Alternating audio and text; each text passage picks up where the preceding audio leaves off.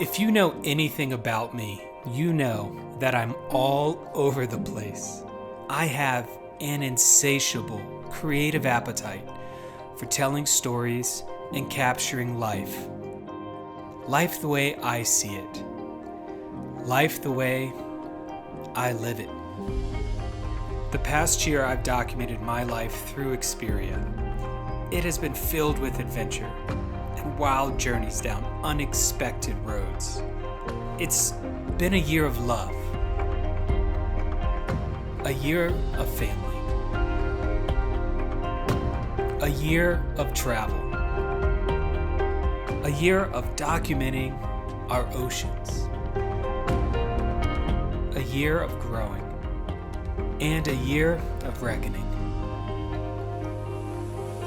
And what I've come to learn is balance is the key to everything.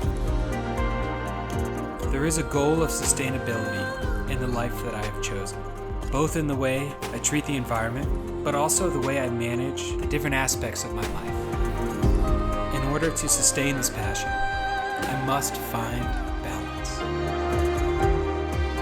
And if I've learned one thing over the last year with Xperia, it is that now is the time to be a photographer.